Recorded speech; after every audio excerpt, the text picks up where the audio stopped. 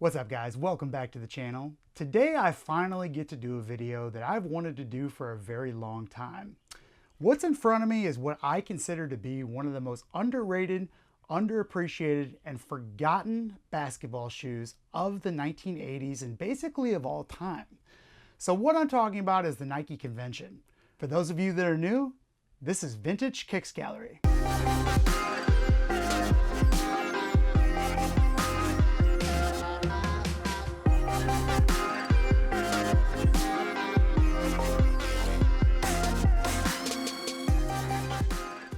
All right, so what I have in front of me is three different versions of basically the same shoe. We have the Team Convention Low, we have the Team Convention, and then we have the Convention.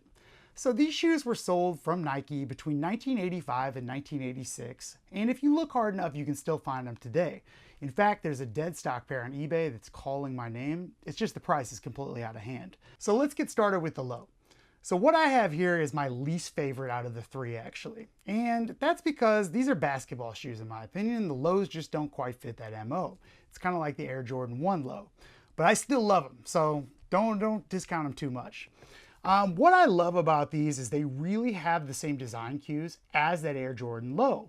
And they're made basically the same year. So these are from 1985 or 1986. Same year the Air Jordan. And really, you can't tell me that doesn't really resemble the Jordan 1 Low. Yeah, it really does. Now, some key differences here though. This model does not have air in it. It was not a signature basketball shoe as far as I know from anybody. And you can tell it's got the Nike branding instead of the wings. Other than that, if you showed this to, let's say 10 people and they're not sneakerheads, I bet 9 out of 10 of them wouldn't be able to tell the difference between Air Jordan 1 Low and these. Price-wise, guys, these are all over the map, the Lows are. Now, I've bought them as little as $80 in the past, and I've spent as much as $300. If you're looking for a pair now, I really think it's worth taking your time, finding the right one, and really negotiating a good deal, because none of these here are really shoes you're gonna wear that often, and you wanna get a good deal after all. So, the nice thing about the Lows though, is of the three, these are definitely the most resilient. And what I mean by that is you can put the most wear on them without them basically breaking. Now, what you have to look for when you're actually buying these, hardened soles. These soles do have a tendency to harden over time. Luckily, these are good. And they chip too. So I'll show you here on the Convention High, but the sole will actually chip above the stitch line, which is actually kind of uncommon, but for whatever reason, with this particular model, it just seems to happen a lot. The other thing you have to worry about is the checks. They tend to crack up as well, just like the Air Jordans. But we know a fix for that. It is a lot of work. They never really look the same, but it's not the end of the world if your pair cracked. But let's move on to the regular Convention or the Convention High. So some of you have seen this before. I wear them semi-often, and this is a 1985 Nike Convention in natural gray. And by the way, it is natural on these too. It was not neutral. I'll show you the box. See? All right, in regards to looking like an Air Jordan, oh my goodness are these close. Now there are a couple key differences, mainly here, you see how this swoops over? That, and there's no air in this as well. Now, what do you have to look for if you're looking for a convention and you're looking in the market to buy? Again, those chip soles. So this one, as you can see, is starting to chip right here at the top. Very, very common, and once that starts, it just kind of spreads. Now, does that make them unwearable? Absolutely not, but it kind of sucks. The other thing you really have to watch in the regular conventions is this area here, it tends to crack. And when that cracks, there's no fixing it whatsoever. It's just not gonna happen. This pair actually is not cracked, which is kind of rare. My other pairs definitely are. Once that cracks, you really have to be careful with lacing these up and making them too tight, because if you do, it's just gonna crack farther and farther, and it's gonna look worse and worse. The other thing you have to worry about on these is the sock liner. If you look at this, it actually starts to separate, and that's really common on these pairs. In fact, all of my pairs of Conventions, they have some separation of some sort in there. So really, if you own this pair and you're putting them on, just be careful. Unlace the whole thing and lace them up on your foot. Take you 5 extra minutes, but trust me, it's worth it. So take a look at this vintage advertisement. Pretty cool, right? It's right alongside the Air Jordan. And again, if you polled 10 non-sneakerheads, bet you 9 out of 10 of them wouldn't know the difference between a natural gray Air Jordan from '85 and this. They just look really similar. Now, what are my favorite parts about this, besides it looking like the Air Jordan for a fraction of the cost? Check out how exaggerated that check is. I mean, it really screams 1980s, doesn't it? Take a look. I mean, it's awesome. The other thing I really like about these is they have a high tongue. Again, a 1980s signature thing. They share so much in common with the Air Jordan. It's unbelievable that these things are not appreciated and recognized more. Now, the appreciation's starting to get there. How do we know that? Resale prices, or I guess they're just sales prices at this point, being it's 36 years later, insane now. There was a time you could pick these up, even in natural gray, for $100, sometimes even less than that. You could buy dead stock pairs for under $300 with the box and everything. Those days are long gone. I've seen a couple of these sell for over $500 now in not great condition. Guys, that's just way too much. I mean, it's a dope shoe, but as far as longevity and wear goes on these, it's not something you can wear near as much as, say, an Air Jordan. And being that there's no air in here too, the soles do tend to feel a little funky. You know, I highly recommend an insole if you do buy one of these and plan on wearing it. Now let's talk about the Mac Daddy Amal, the Team Convention. All right, these are rare and relatively rare, we'll put it that way. Of the three, they're definitely the rarest. They're also the most expensive. These kind of did catch on, especially out of Japan and with the vintage crowd. They used to sell for over $1,000.